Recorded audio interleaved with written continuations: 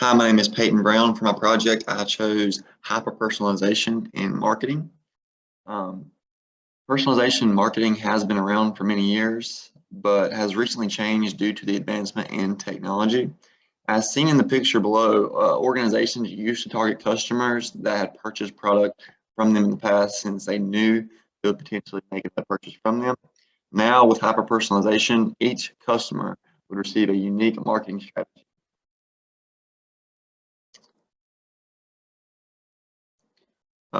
So research from the part one, hyper-personalization marketing strategy, it focuses on integrating personalized experiences with the offers customers receive in real time by utilizing artificial intelligence.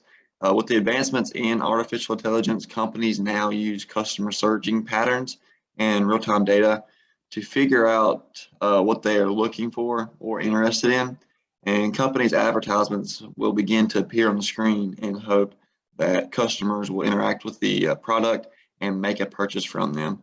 I'm sure many of you have experienced this.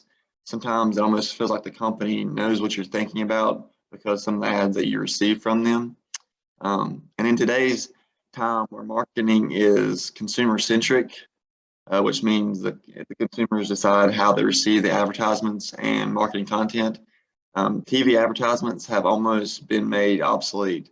So if you think about like Netflix, Amazon, Prime Video, Hulu, um, all these, you don't really see advertisements via TV. So we decide how we receive the advertisement or marketing content. So with this shift to social media, email subscription lists, blogs, and other hyper personalization marketing methods, digital marketing has grown to be over a $24 billion industry, which has major impacts on other aspects of our economy. So with the surge of data collection, artificial intelligence now monitors your actions on websites, your search history, in order to create a more personalized profile for your interests. Some, especially the older demographics, see this as an invasion of privacy. Yet, studies now show that as long as the customers are made aware of how the data is being used, then they will be grateful to share their data to receive a personalized shopping experience online. Hyper-personalization is also moving past online shopping and entering into the physical stores by creating an on-site customer profiling and hyper-personalization system. So the artificial intelligence program creates a customer profile during the physical visit to the store by automatically detecting and gathering customer data directly from the store.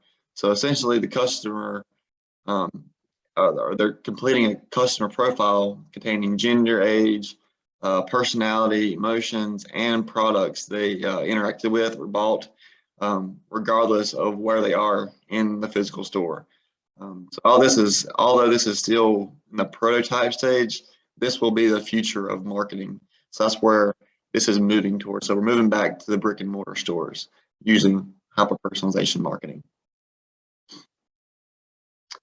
So the teaching resource, so the one that I've chosen to create an educational brochure as my teaching resource, as I know that the content will better be received by my middle school students in the style of learning format.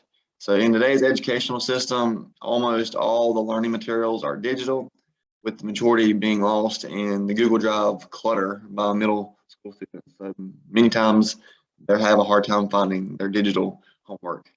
I have learned that if I create a study or teaching aid on paper, that students tend to actually enjoy this method better than the content being, due to the content being a physical product. So whenever I was a student, I liked digital things, but now the trends have turned due to all the students having digital homework and assignments all the time. They actually enjoy paper products now. So if you can see on the screen, this is the brochure that I created. So I'll go into this in a second, but I created this from scratch using Google Docs.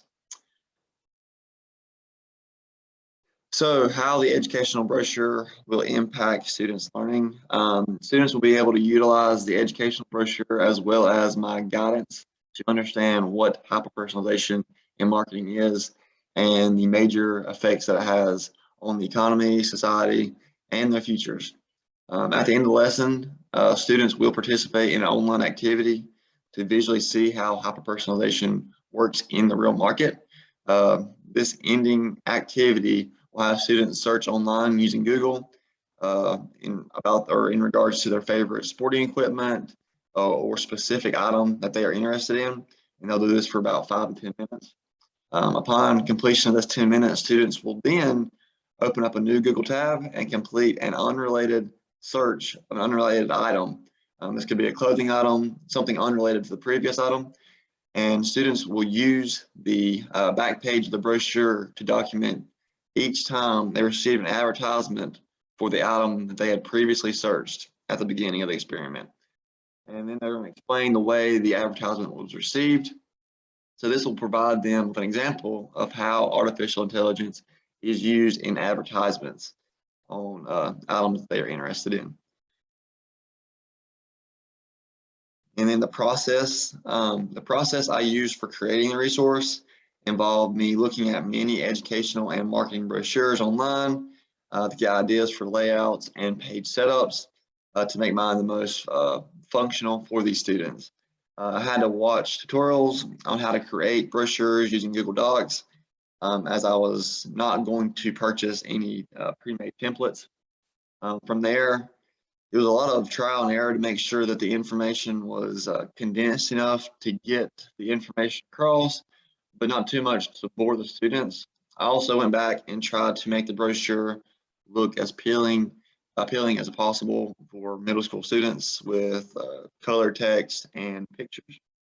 And that would be my project. It was pretty interesting to create this brochure. And I'll definitely be doing this in the future with content for students. And that will be my project.